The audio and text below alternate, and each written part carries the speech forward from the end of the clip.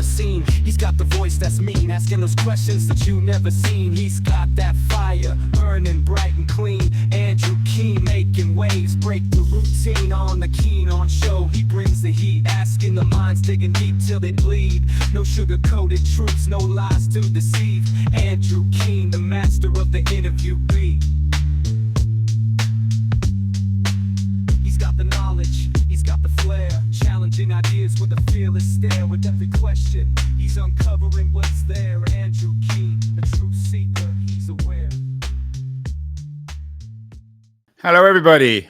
Almost a year ago, I had my friend Jamie Kirchick on the show talking about a piece that he wrote for Liberty's Quarterly, From Queer to Gay to Queer. It was a controversial piece, in some ways upsetting some of his friends, associates in the gay community. And Jamie is back with another bombshell. He is, of course, the author of Secret City, The Hidden History of Gay Washington, which wasn't a controversial book in many ways. But his new piece in the New York Times a few days ago, an opinion piece, he writes occasionally for them, "A chill has fallen over Jews in publishing," has aroused a great deal of controversy. Jamie is joining me from his... Where are you, Jamie? You're not in jail, are you? No, I'm in Washington, D.C. In a carefully concealed bunker, it looks like. So, yeah. Jamie, you've... and of course, you knew you were going to upset people with this one. "A chill has fallen over Jews in publishing." Sounds like the kind of... headline my grandmother may have made up. What exactly is happening, and what are you arguing in this piece? Well, since October 7th, there's been across America in many progressive spaces, obviously in academia, in the Democratic Party, in the nonprofit world, and also in publishing, there's been a rising anti-Zionism. And we can have a separate debate over whether or not anti-Zionism is anti-Semitism. But it's a very combative and encompassing anti-Zionism. And it makes it brooks no distinctions between liberal Zionists who support a two-state solution and far right-wing Zionists who want great. And there's been a number of actions taken by several influential institutions, ranging from literary agencies and literary organizations, nonprofit groups that have basically issued statements, and writers have come together issuing statements against the war in Gaza, using somewhat anti-Semitic language, I would say. And what really sparked this was a list that was published online a couple weeks ago on a Twitter account, 200 writers, and it had a color-coded identity system to identify various authors as being Zionists. And it had a little explanation of why an author was a Zionist. And many of these classifications were very tenuous. If a writer visited Israel, they might be cited as a Zionist. In one case, they're linked on her Instagram account on October 7th or 8th. She provided a link to the Israeli chapter of the Red Cross and encouraged her followers to donate. That earned her basically the mark of Cain, if you will.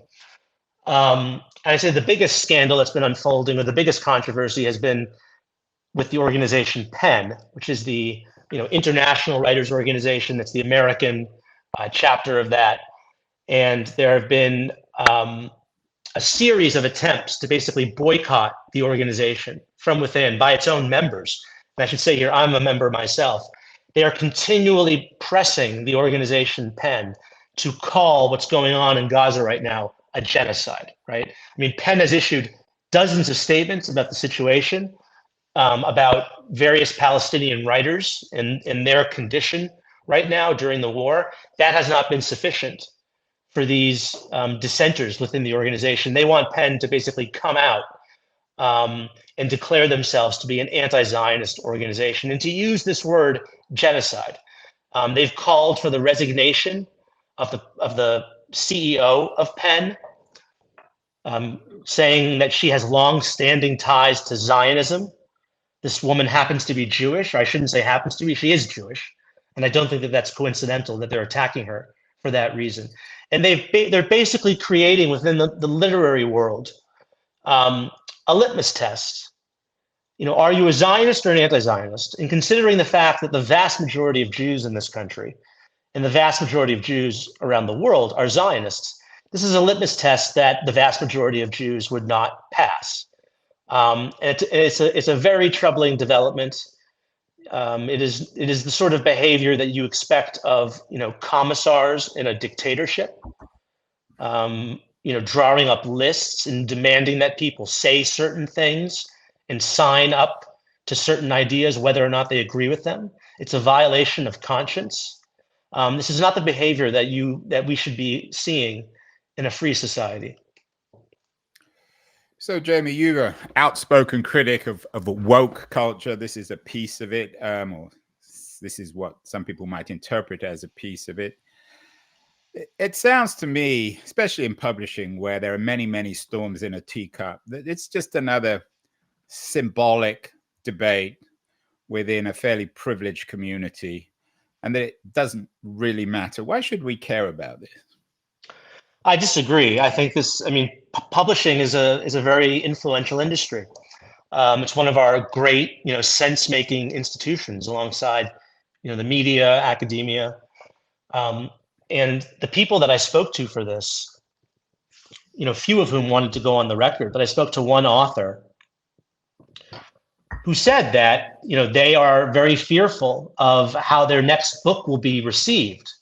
It's a novel that has nothing to do with Jews, but this author had in the past won the Jewish Book Award, and that will be on this author's bio. And this author told me that they are very worried about the reception of this book, not because of the content of it, but because of the fact that this person is publicly and proudly Jewish.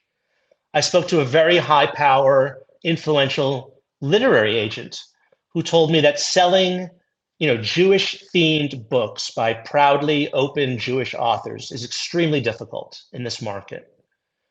So I take that as a very bad sign, not just for Jews, but for the entire book reading community. If people are being discriminated against, or they feel fearful of saying what they want to say because of all this anti-Semitism that's brewing in this literary community, I think that's a very bad sign for our society. As I said, Jamie, you're the author of Secret City, about the hidden history of gay Washington in the 1950s. How, in your view, is what's happening today with Jewish authors, or what you argue is happening today, similar to what happened in the 1950s with gay Washington and gay America?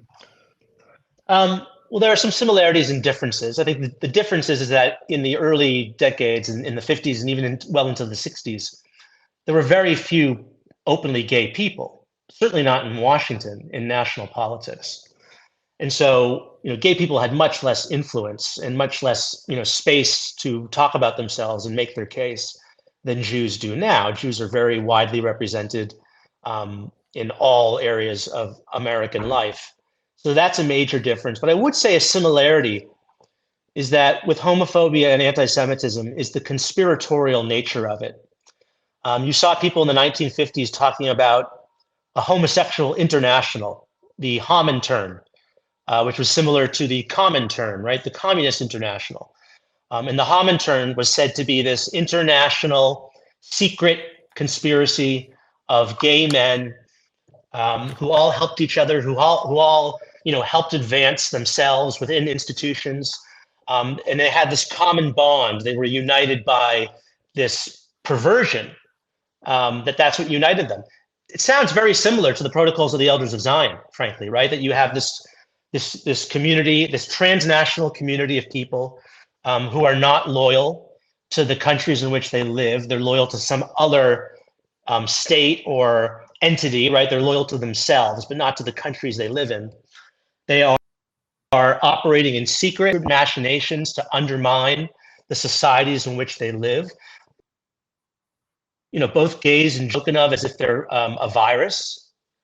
So there's a lot of similarities, I think, in the bigotry that used to be expressed towards gay people, and still is in some sense. If you talk about, if you see some of these initiatives against, certain states, against certain LGBT-themed books, but that's mostly gone now. That sort of homophobia, at least in America. You hear it a lot in Eastern Europe and Russia and Africa and the non-Western part of the world, but you don't hear it much in America. But it has a lot of similarities with the conspiratorial nature of anti-Semitism.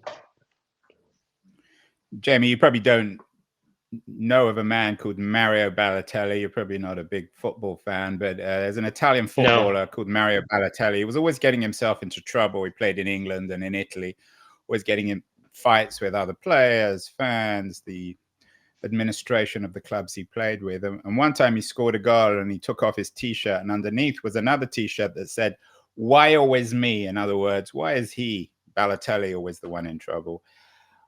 Why, and you're not the first, this is not the first or last time I've asked this question. I'm sure you've dealt with it many times. What is it then, in your view, about, quote unquote, the Jews that make them so vulnerable and visible to the kind of stuff that you're writing about in this op-ed in the New York Times? Is it because they're more visible, more powerful, wealthy, smart, or just because they're a three-letter word beginning with J?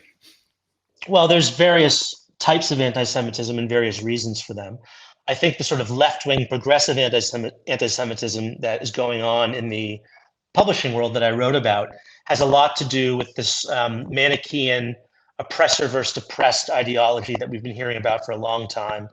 And the Israeli-Palestinian conflict is seen through this very simple prism of Israel being portrayed as a colonial occupier. Israelis are seen as the white country in like apartheid South Africa, never mind the fact that most Israelis would not pass for white in any Western country.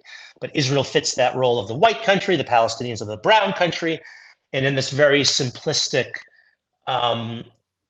hierarchy that the left has created, the whites are at the top, and the browns or the blacks, the dark-skinned people are at the bottom. And that's how they see it. It's very simple. With much else of the world, I think it really originates from Christian anti-Semitism, right? Because the Jews rejected Christ, and they rejected Christendom.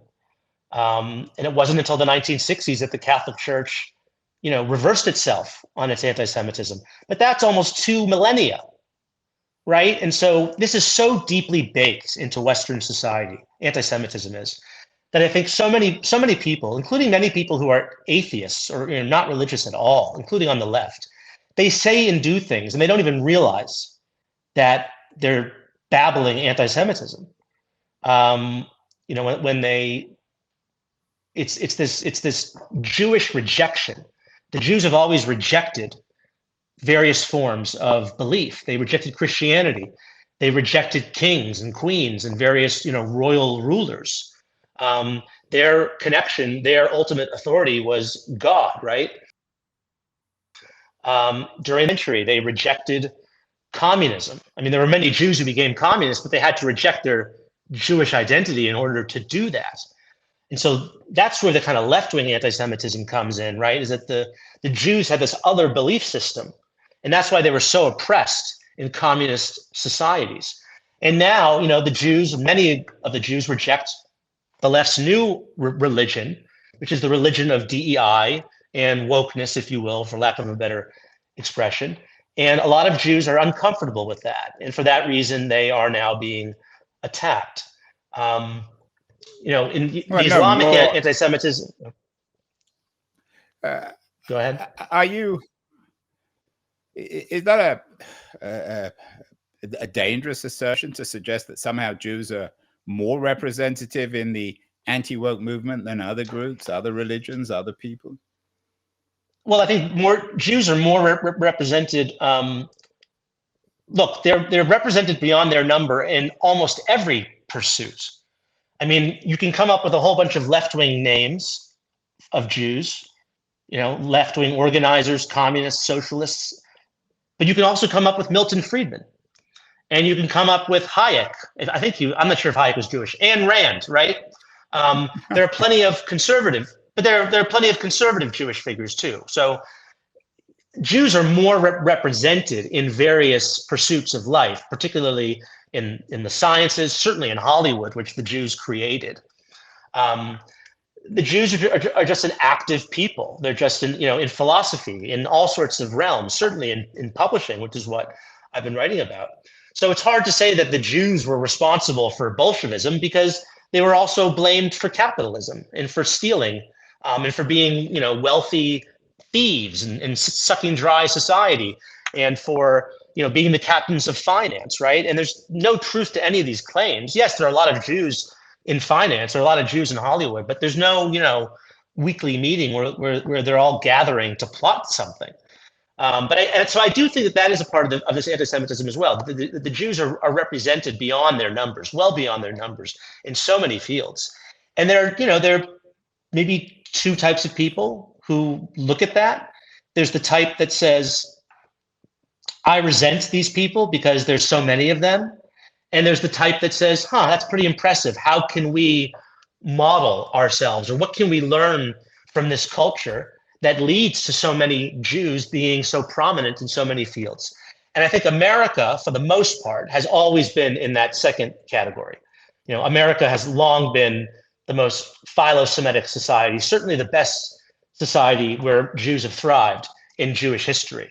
It's starting to change. It's starting to change for the worse. And you're seeing that in the publishing world. And that's something that I talk about in the piece. But this obsession, this attack on meritocracy, because meritocracy has been very good for the Jews. It was meritocracy that got Jews into the Ivy. I'm going to put that as my title. Meritocracy has been good for the Jews. Yeah, I would say more than any other group. I think more than any other group. More than any other group.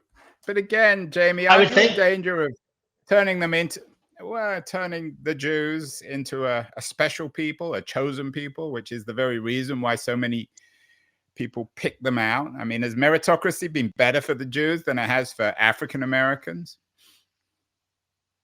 who were in slavery? Well, if you, I don't think it's been as good. Have a meritocracy in America, but right, has it been better? I just think if you look at fields that are based on merit,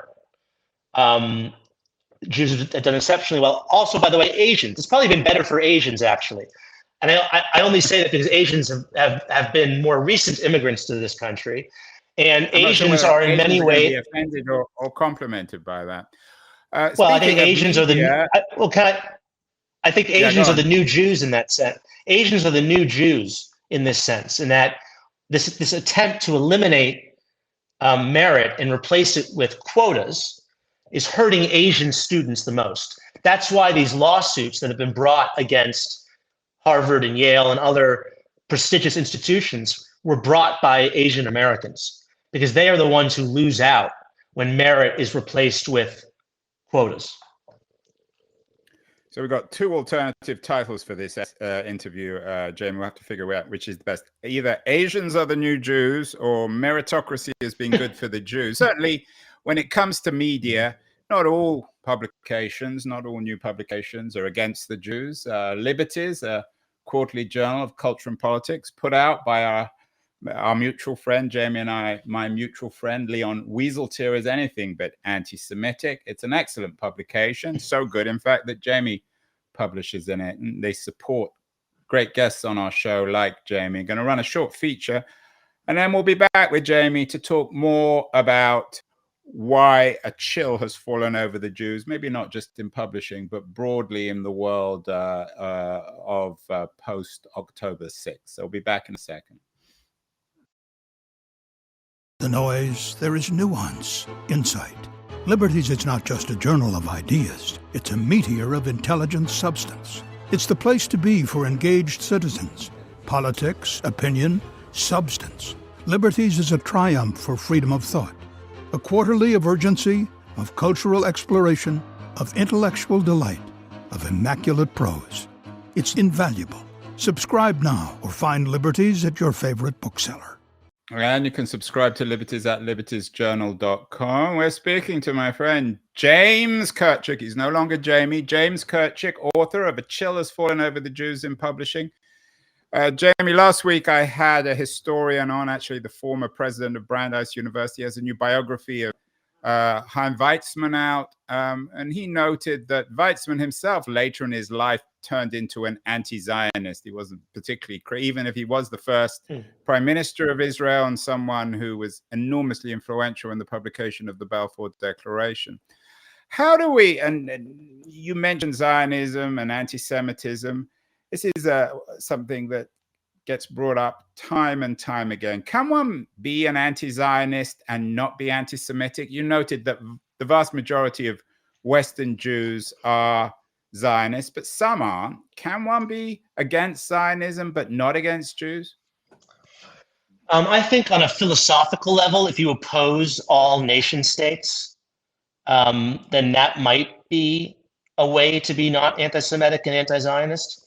But I don't see how the dismantlement of the only Jewish state in the world and what the consequences of that would be. I think the consequences would be October 7th on a massive scale. I don't know. I mean, that is functionally, that is, practically anti-Semitic. If you want to see that happen, and I don't care if you don't think it'll happen, it will happen. There's no way that you allow all the Palestinians from the West Bank and Gaza Strip to just, flood into Israel, and something horrific doesn't happen at this point. I don't see how that's not anti-Semitic. I'm not sure if you answered my question, though. Can one be against? So you're saying that if you're against Zionism, you are consciously or otherwise against Jews? Yes, I mean, half the world's Jews live in the state of Israel. But you could be opposed to Zionism and not opposed to. What does opposed to Zionism mean? No, I'm sorry. To be an anti-Zionist is to believe that the state of Israel should not exist. A Jewish democratic homeland, a Jewish state should not exist. So it's replaced with a Palestine, right? And that there's no border, and that all the people between the Jordan River and the Mediterranean are citizens of one country, which means I think that would be an Arab majority state or close to one.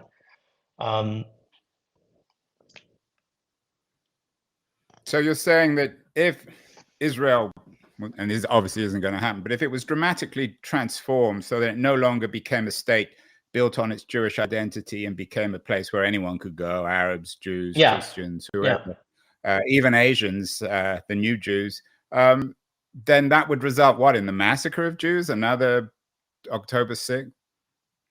I think it'd be civil war. So I don't see any. The only way, so what you're saying is that any self-respecting Jew, any Jew who cares about being Jewish or other Jews, has to be a Zionist. I think any decent person, regardless of their faith, has to be a Zionist. Just understanding the history of the Jewish people, and also just understanding what people are allowed to, what is owed to people, right? To peoples. I believe in a Kurdish state as well.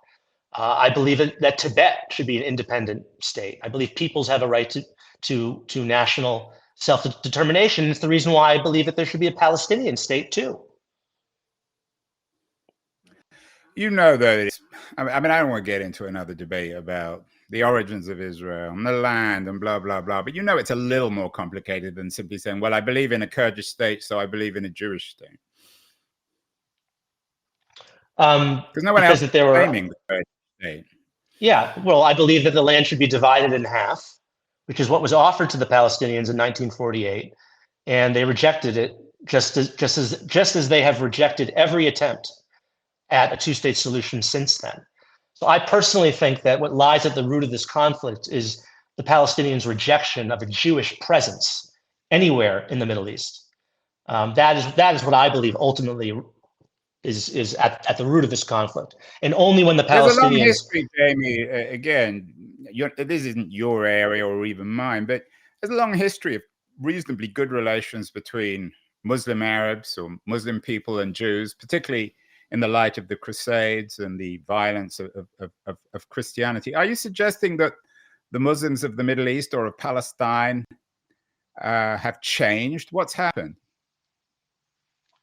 I'm not an expert on, the history of the Islamic world, but the Anti-Defamation League does annual surveys, the Pew does annual surveys, and the anti-Semitic attitudes of Muslims around the world are just through the roof. I mean, they, just widely held beliefs of conspiratorial anti-Semitic nature. These are widely held among Muslims. Why is that? I think for the same reason, perhaps, that anti-Semitism among Christians for hundreds of centuries, and I also think a lot of it does have to do with the obsession, the anti-Israel obsession, right? That you have all these propagandists in Arab countries and Muslim countries. It's a good way for these governments to distract from their own failures, to distract their people from their own corruption, their own problems, deep-rooted problems, is to have this scapegoat of the Jews, the Zionists. And basically, Jews are the global scapegoat. The Jews, there's anti-Semitism in every corner of the world, including places where there are no Jews. I'm not aware of another bigotry that exists like that. That there, countries with no history of Jews, that you will find large portions of the population have anti-Semitic attitudes. I'm not aware of any other group of people that's hated like that. Except for Mario Balotelli. We shouldn't bring Mario in because I get into trouble on that one. Although, and I would note, Andrew, that the Holocaust happened, or it ended 3 years before the creation of the State of Israel. So this notion that the Jews don't need a state because they'll be fine without one, and they were fine in history until the State of Israel was created, just completely ignores the fact that the worst mass killing in human history, probably the worst thing ever to happen to humanity, happened before the State of Israel was created.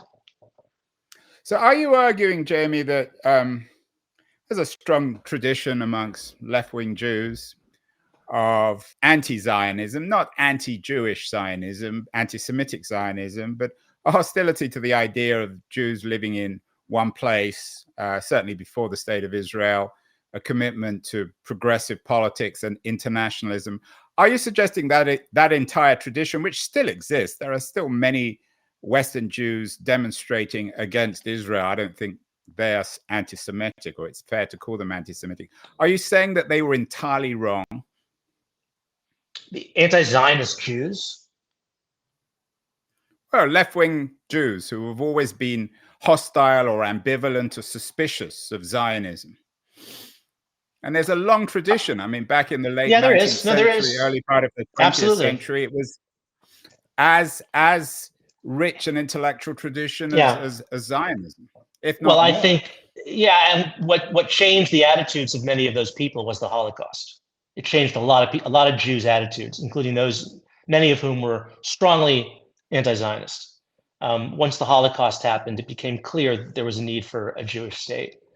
As for today, I think a lot of these people, I would to crib something that Lawrence Summers said, that anti-Zionism is anti-Semitic in effect, if not in intent, right? So that, again, someone can be philosophically anti-Zionist, they can say they don't believe in this state called Israel, that there shouldn't be a Jewish state, but the actual practical consequences of that policy would result in the death of massive numbers of Jewish people, and would be anti-Semitic. So that's how I would describe it.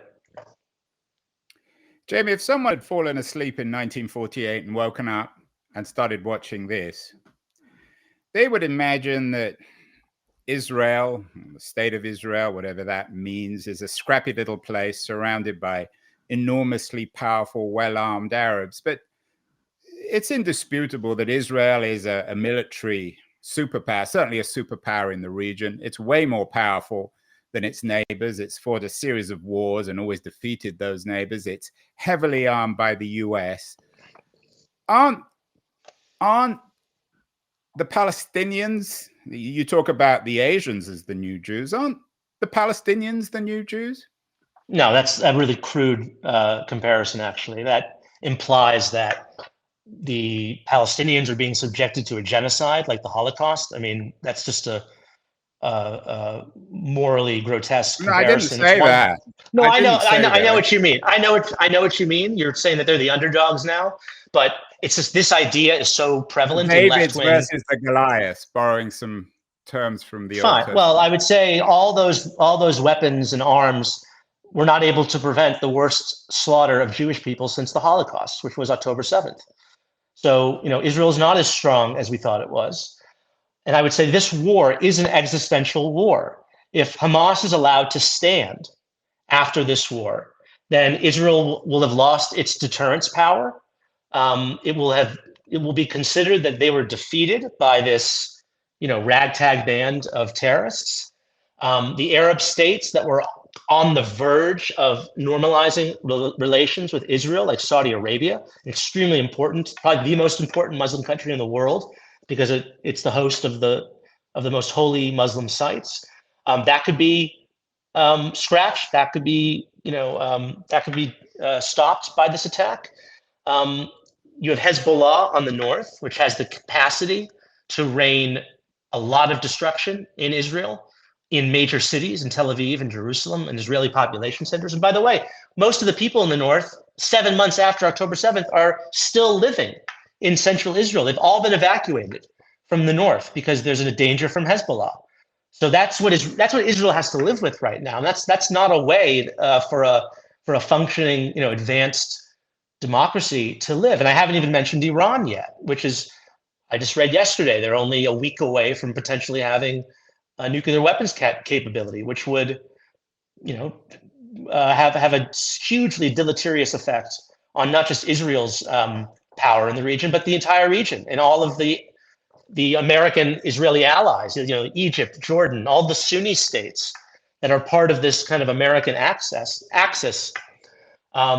would have that to deal with. It have a nuclear-powered Iran to deal with. So, sure, Israel on paper and in reality is much more powerful than any other country in the region, but it's not so powerful that it can sort of rest on its laurels and just not even try to defend itself. It's still on the front lines. I've heard this phrase before, Jamie, that October 6th was the worst slaughter of Jews. October 7th was the worst slaughter of Jews since the Holocaust. But isn't it worth, I'm certainly not excusing what happened on October 7th, but isn't it worth noting that in the Holocaust, 6 million Jews died, and on October 7th, it was, 1,200 or 1,500 Jews? Yeah. That's obviously not an excuse, but they're entirely different conceptually. Oh, I'm not, of course, absolutely. I'm not comparing the two is slightly absurd. Well, no, I don't think it's a comparison. It's saying that this is the biggest slaughter of Jews since the Holocaust. This is a factual statement. I mean, maybe if you wanted to compare it to other pogroms that happened before the Holocaust, it's much bigger than any pogrom in Europe in the early 20th century, which was the era of late 19th, early 20th centuries, which was the the first pogrom was in the early 20th century. So yeah, it's bigger than any pogrom. What do you think about all the campus demonstrations? You're pretty outspoken on what's happening on US campuses. You've written a considerable amount about it. What about the student who isn't against the Jew, doesn't really know very much about Jews one way or the other, student who's simply offended by what's happening now in Gaza and believes that it's the equivalent of Vietnam, and that America, given that it claims to be always representing justice, is actually doing the work of injustice? Is there any argument for you in this, in the campus demonstrations against US support, military support for Israel? No, I think these young people are very morally confused. They don't seem to understand that it was Hamas that started this war, that there was peace before October 7th. I don't see any calls among these protesters for the release of any hostages, which would end this war if they surrendered and released the hostages that are being held in captivity for 7 months now. We've seen open displays of support for Hamas and Hezbollah. So these are not peace demonstrations, okay? I want to be very clear about this. They are pro-war demonstrations. They are pro-Hamas demonstrations. You may see, scattered calls for a ceasefire here or there, but that doesn't really describe the character of these protesters. If I were to be charitable, I would call them useful idiots, and that they don't really know what's going on and they're just kind of spouting slogans. But I think really the realistic description of these people is that they are brainwashed. They've been brainwashed by a far left progressive ideology in their university classes. I think most of it, frankly, is not necessarily anti-Semitic in intent. I think it's downstream of anti-white racism, because anti-white racism is so crucial to this, if you want to call it wokeness or progressive DEI ideology. It's anti-white. It's about denigrating white people. And So below that, Jews are considered in this, Jews are considered white in this schema, even though, we weren't considered white in Germany in the 1930s or 1940s.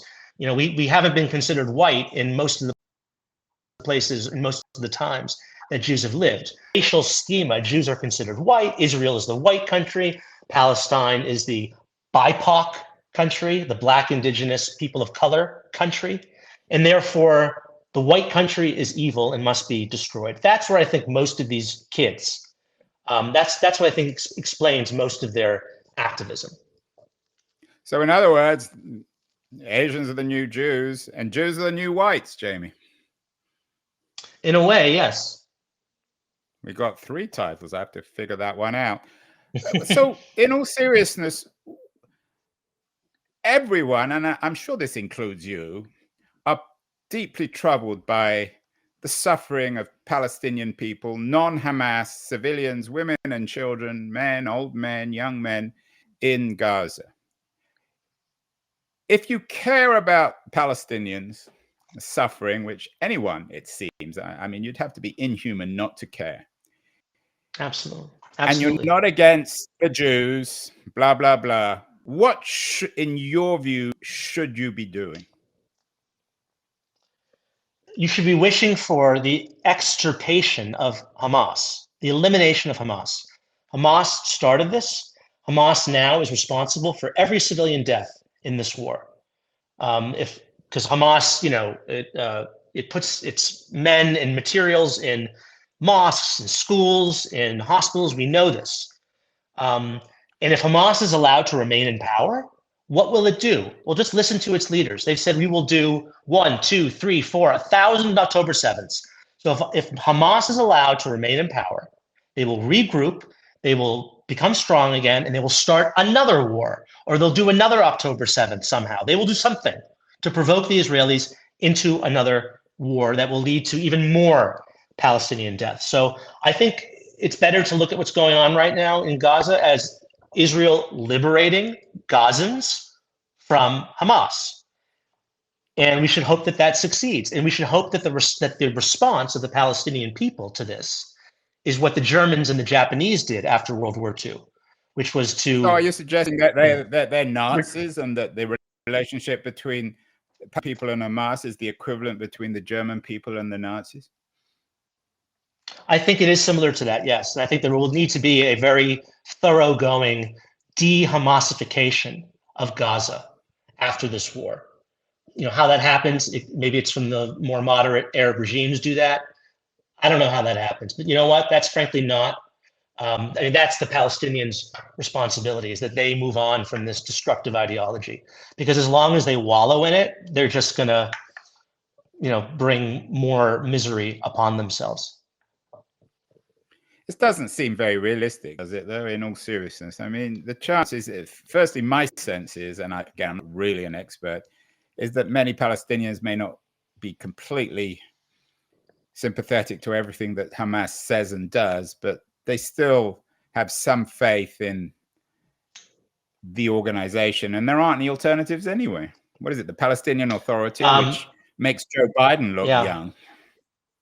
Yeah, well, again, you know what? The Germans and the Japanese made very well of themselves after World War II. They rebuilt their societies, and they are now two of the most admired, successful democracies in the world. So if the Palestinians want to follow that path, they have the opportunity. If they want to follow the Hamas path again, they have that opportunity too. It's not up to me or the Israelis to, you know, to force them into any decision.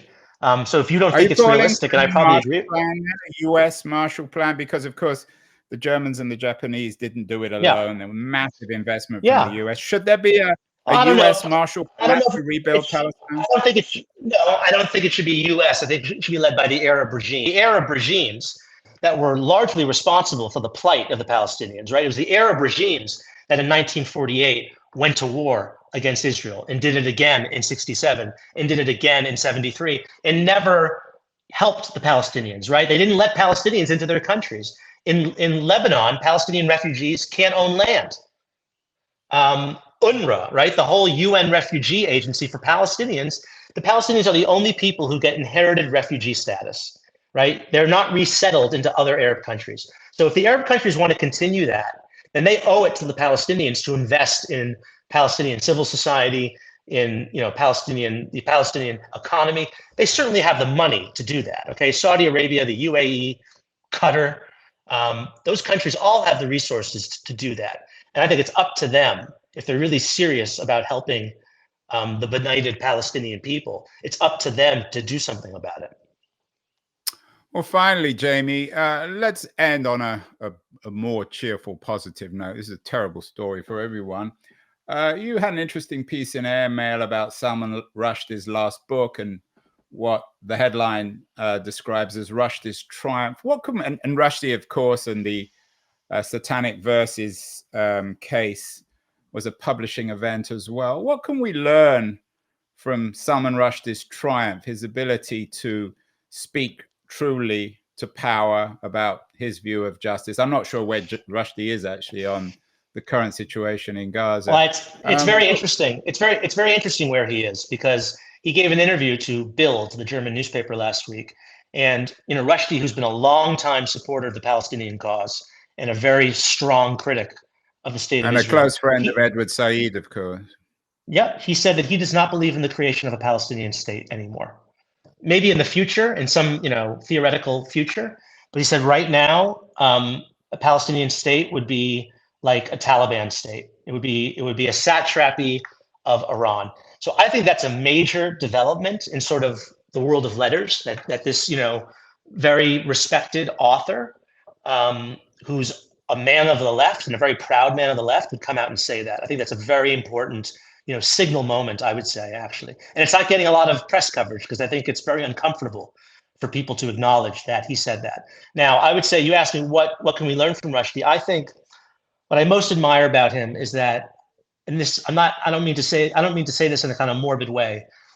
If the fatwa had to be placed on any writer, we're extremely lucky that it was placed on Salman Rushdie. And I say that only because obviously he's been tormented by this for decades, but he is a man of such integrity and courage. The vast majority of writers under that situation would slink away. They'd stay in hiding. They would change their name. They would stop writing. They would just do whatever they had to do to kind of get away from the spotlight that the fatwa put on them, and the real danger that it put on them. And he never did that. He never did that. And he's such a remarkable person for that.